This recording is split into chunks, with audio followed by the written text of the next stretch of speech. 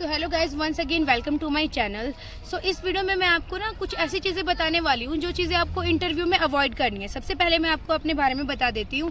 मेरा नाम सीमा है और मैं केंद्रीय विद्यालय में एक प्राइमरी टीचर हूँ और मेरी जो पोस्टिंग है वो अभी हार्ड स्टेशन में है और hard station KV Kishtwar JNK में है।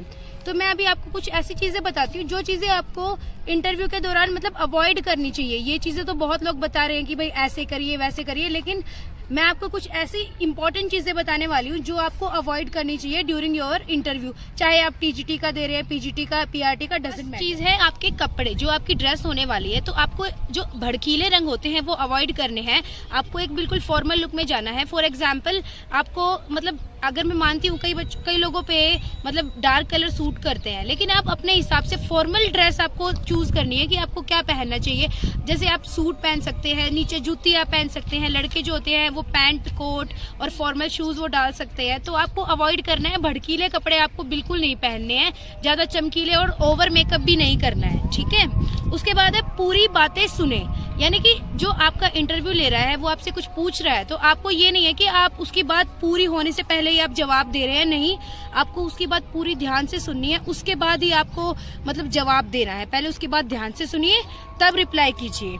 और उसके बाद ओवर कॉन्फिडेंट बिल्कुल नहीं होना। Confidence is good but over confidence हमेशा नुकसान देता है, इसलिए ओवर कॉन्फिडेंट नहीं होना है। जितना पूछा जाए, जो पूछा जा रहा है सिर्फ उतना बताइए और ज्यादा मतलब आपको ज्यादा मतलब ये नहीं दिखाना कि मुझे ये भी सब कुछ ही आता है। वो लोग पकड़ लेते हैं, उन लोगों को बहुत एक्सपीरियंस होता है, तो इन चीजों को थोड़ा अवॉइड करना चाहिए। Try to be real, fakeness बिल्कुल नहीं होनी चाहिए। आपको कोशिश करनी है कि भाई आप रियल ही रहे।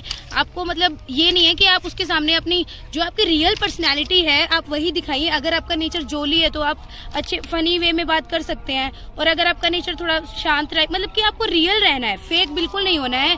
अगर आपसे कोई भी क्वेश्चन पूछा जाता है तो आपको बिल्कुल रियल होकर आंसर देना है। उसके बाद आपको डेमो के बारे में बता देती हूँ। डेमो में आपको मैं एक रियलिटी बताती हूँ। आपको लाइफ में एक ही बार देना है इंटरव्यू, तो डेमो में ना आपको उछल के पढ़ाना है। उछल के का मतलब क्या है, यहाँ पर मैं बहुत फॉर्मल आपको नहीं बता रही हूँ, नॉर्मल तरीके से बता रही हूँ कि उछल के का मतलब होता है कि जैसे आपने हाव भाव के साथ, जैसे कोई तितली उड़ी ऐसे करके पूरा एक्सप्रेशन के साथ आपको पढ़ाना है। और आपके गेस्चर, पोस्चर, हर चीज, मतलब आपको ये नहीं सोचना है कि वो आपके इंटरव्यूअर है। नहीं, आपको उनको as a kid, as a child, as a student आपको ट्रीट करना है। तो आप ये चीज ध्यान रखना, आपको शर्माने की जरूरत नहीं है, आप उनको बच्चा मानकर ही पढ़ाना। आपको बिल्कुल भी ये नहीं होना चाहिए कि भाई ये तो मेरा इंटरव्यूअर है, इनके साथ मैं ऐसे कैसे बिहेव करूं। नहीं, यहाँ पर इंप्रेशन खराब हो सकता है अगर आपने अच्छे से नहीं पढ़ाया तो। और डेमो में सबसे इम्पोर्टेंट एक और चीज है कि ब्लैक बोर्ड राइटिंग वो आपकी देखेंगे। अब ब्लैक बोर्ड के लिए आपको मैं कई सजेशंस देती हूँ, जैसे कि आपको जो फोंट साइज है ब्लैक बोर्ड पे जो आप लिख रहे हैं वो एप्रोप्रिएट होना चाहिए, कि इतना होना चाहिए कि भाई कोई बच्चा लास्ट बेंच पे भी बैठा है तो उसको दिखाई देना चाहिए। अगर आप छोटा लिखेंगे, और जो लेटर्स है वो एप्रोप्रिएट होना चाहिए। पहला शब्द जो है वो कैपिटल होना चाहिए, फिर बाद में स्मॉल। इस टाइप की जो छोटी चीजें हैं वो आपको बहुत ध्यान रखनी है और ऐसी गलतियां नहीं करनी है। नेक्स्ट टिप है, घबराहट में बिल्कुल भी गलत न बोले। कई बार क्या होता है, आपसे कोई क्वेश्चन पूछा जाता है और आप घबरा जाते हैं। आपको आंसर आता है, लेकिन क्या होता है, घबराहट के मारे आप गलत आंसर दे देते हैं। तो आपको क्या करना है, शांति से पहले क्वेश्चन सुनना है, फिर उसके बाद रिस्पॉन्स करना है। आपके पास इनफ टाइम है, वो आपको पूरा टाइम देंगे। ऐसा नहीं है कि आपको 2 मिनट में बोलेंगे जाओ, नहीं, वो आपको कम से कम 6 से 7 मिनट एक बच्चे की वो लेते ही लेते हैं। तो आराम से आपको क्वेश्चन सुनना है और उसका आंसर देना है। उसके बाद मुंह पे आपको स्माइल रखनी है, मतलब आपको ऐसा गुस्से वाला फेस बना के नहीं रखना है, या फिर ऐसा भी नहीं है कि बिल्कुल ही आप हंसी रहे हो, लेकिन ऐसा भी नहीं है, लेकिन अपने फेस पे एक हल्की सी स्माइल रखनी है। इससे एक बहुत ही अच्छा इंप्रेशन पड़ता है। ऐसा गंदा सा मुंह बनाना नहीं है, ऐसा गुस्से वाला मुंह या फिर दुखी वाला, सैड वाला, ऐसा फेस नहीं बनाना है। एक बिल्कुल ऐसे स्माइल, आपको पता ही है स्माइल से तो इंसान वैसे भी सुंदर बन जाता है। उसके बाद है आई कॉन्टेक्ट। आई कांटेक्ट के बारे में मैं आपको यही कहूंगी, जो भी वो आपसे क्वेश्चन पूछ रहे हैं, पहले आप क्वेश्चन सुनो, उसके बाद आई कांटेक्ट करके जिस भी मतलब जो भी आपसे पूछ रहा है आप उसकी तरफ देखिए और अच्छे से आई कांटेक्ट करके आंसर। इससे आदमी कॉन्फिडेंट लगता है। अगर आप किसी के साथ आई कांटेक्ट करके जवाब देते हो तो आदमी ना कॉन्फिडेंट लगता है। इसलिए आपको आई कांटेक्ट करना है, अवॉइड नहीं करना है कि वो आपकी तरफ देख रहे हो और आप नीचे देख रहे हो। नहीं, ऐसी बुरी चीजें नहीं करनी, मतलब इससे बुरा इंप्रेशन पड़ता है। उसके बाद इम्प्लीकेशन ऑफ चाइल्ड साइकोलॉजी। आपको मैं बताती हूँ, देखो उन्हें पता है कि आपने पेपर पास कर लिया, नॉलेज तो आपको है, लेकिन वो आपकी मेन पर्सनैलिटी में ये चेक करेंगे कि आप एक टीचर बनने के लायक हैं या नहीं। तो आपको चाइल्ड साइकोलॉजी बिल्कुल अच्छे से आनी चाहिए। वो आपसे मतलब ऐसे क्वेश्चन पूछेंगे एप्लीकेशन बेस्ड। जैसे पूछ लेंगे कि आपकी क्लास में एक बच्चा है, उसको दिखाई नहीं देता है, मतलब उसको कम दिखाई देता है, तो आप उसके लिए क्या करेंगे?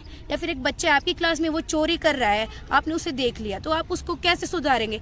इस प्रकार के वो क्वेश्चन आपसे पूछेंगे। और वो चीज़ें आपको तभी आ सकती है जब आप साइकोलॉजी को डीपली पढ़ेंगे।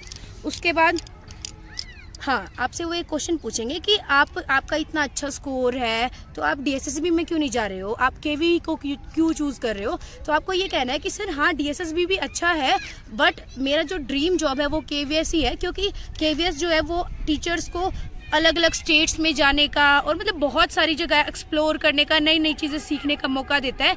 इसीलिए मुझे केवीएस में जाना पसंद है, क्योंकि मुझे ट्रैवलिंग, नई नई चीज़ें सीखना, जानना बहुत पसंद है। आपको इस प्रकार का थोड़ा इंप्रेसिव सा आंसर देना है।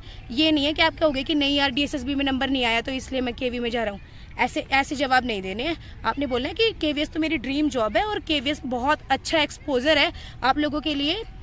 उसके बाद है झूठ न बोले। झूठ न बोले का मतलब है कि आप कुछ भी बता रहे हैं तो आप प्लीज़ कोशिश करें कि आप सच बोले, झूठ ना बोले, क्योंकि वो बहुत तेज़ होते हैं वो लोग। आप भाई देखो ना, उनको इतना एक्सपीरियंस होता है, वो आपको पकड़ लेंगे। फॉर एग्जाम्पल, अगर वो आपको कह रहे हैं कि are you comfortable in English, और अगर आप इंग्लिश नहीं बोल सकते तो आप उनको क्लियरली बताओ कि sir I am not comfortable in English, I am working on it.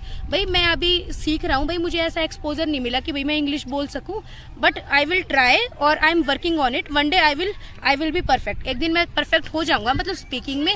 तो इस टाइप की चीज़ें आपको थोड़ा ध्यान रखनी है कि सच बोल दीजिए। कोई बात नहीं, कोई आपको वहाँ पे खाएगा नहीं, कोई वैसे मारने वाला थोड़ी ना, ऐसा तो कुछ है नहीं, गंदी चीज़ें तो है नहीं। वो क्या है, आपको बस आपको यही सच बताना है कि भाई ma'am I am not comfortable in English, क्योंकि भाई मेरे को ऐसा एक्सपोजर नहीं मिला। कोई बच्चा है हरियाणा के किसी मतलब वैसे बैकग्राउंड से है या फिर राजस्थान से है जहाँ पर इंग्लिश बोली नहीं जाती, तो वो कहाँ से बोलेगा? बट आपको ये कहना है कि sir I am working on it, भाई मैं इस पे काम कर रहा हूँ। उसके बाद है वो आपसे कुछ ऐसे क्वेश्चंस पूछ सकते हैं जिसमें कि किसी धर्म, जाति, इन चीज़ों के बारे में वो आपसे क्वेश्चन पूछ सकते हैं, ताकि वो आपकी मेंटालिटी जान सके। तो उस सिचुएशन में आपको क्या करना है, आपको यही कहना है कि सर एक टीचर के लिए उसके सारे बच्चे एक जैसे होते हैं, चाहे वो बच्चा काला है, गोरा है, चाहे वो किसी भी धर्म से संबंध रखता है, किसी भी जाति से, तो मेरे लिए सारे बच्चे इक्वल ही होंगे। तो आपको ये ऐसा नहीं है, आपको कहीं भी बाइसनेस शो नहीं करनी है कि भाई आप किसी चीज़ का फेवर ले रहे हैं। फेवरिज्म कहीं भी नहीं दिखाई देना चाहिए।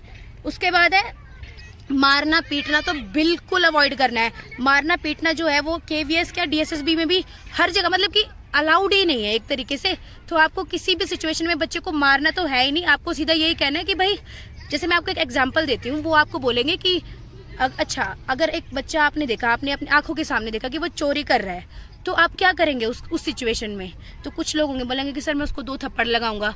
लेकिन नहीं, आपको ऐसी गलती बिल्कुल भी नहीं करनी। आपको क्या कहना है कि सर मैं उस बच्चे की केस स्टडी करूंगा, मतलब मैं उस बच्चे के बारे में जानूंगा कि उसको ये साइकोलॉजिकल प्रॉब्लम है, ये क्या मेंटल प्रॉब्लम है, ये क्यों है। वो उस चीज़ की थोड़ी सी उसके बारे में जानूंगा, उसका बैकग्राउंड, उसका एजुकेशन, उसका फैमिली के बारे में मैं जानूंगा। फिर मैं उससे बात करूंगा, उसकी काउंसलिंग करूंगा, उसको मैं पूछूंगा कि आपको ऐसी क्या प्रॉब्लम है जिस वजह से आप ये कर रहे हैं और चोरी करना गलत बात होती है। इस प्रकार से आपको बिल्कुल साइकोलॉजी को जोड़ते हुए आपको आंसर देना है। उसके बाद है पहली जो 5 मिनट होती है ना, वो बहुत क्रूशियल होती है। मतलब पहली 5 मिनट में आपको घबराना नहीं है, जो वो आपसे पूछें उतना ही जवाब दो। बहुत सारे लोग हैं जो मुझसे ये पूछ रहे हैं कि मैम मेरे 132 हैं, 122 हैं, मेरे 121 हैं, तो मैं तैयारी करूं ना करूं? मैं आपको एक बात बताती हूँ, जो पढ़ाई होती है ना वो कभी वेस्ट नहीं जाती है। आप तैयारी कीजिए भाई, आपका लग, आपने मेहनत की है तो आपका सिलेक्शन 100% हो जाएगा। तो आप पॉजिटिव, आपको मैं एक बात बताती हूँ कि जो हमारा सबकॉन्शियस माइंड होता है वो सच में बहुत वर्क करता है। आप पॉजिटिव सोचिए, आप ये सोच के चलिए कि आपका सिलेक्शन हो गया है और आप लग जाइए इंटरव्यू की तैयारी में, क्योंकि आपको बाद में टाइम नहीं मिलने वाला है। और आप मुझे सजेस्ट करना है क्वेश्चंस कमेंट में कि मुझे और किस किस टॉपिक पे वीडियो डालनी चाहिए। सो आपको जो भी कुछ मुझसे पूछना है आप मेरे को कमेंट में बता दीजिए, और जिस टॉपिक पे भी आपको वीडियो चाहिए आप वो मुझे सजेस्ट कर दीजिए। ब्लैक बोर्ड राइटिंग पे, ब्लैक बोर्ड पे कैसे लिख के दिखाना है, डेमो लेसन्स वगैरह मैं आपके सामने अभी 1-2 दिन में लेकर आ जाऊंगी, और इंटरव्यू एक्सपीरियंस भी आपके साथ और टीचर्स का शेयर करने वाली हूँ। तो मिलते हैं नेक्स्ट वीडियो में। अगर आपको मेरी वीडियो अच्छी लगी हो तो चैनल को सब्सक्राइब कीजिए, वीडियो को लाइक कीजिए, शेयर कीजिए, कमेंट कीजिए। बाय।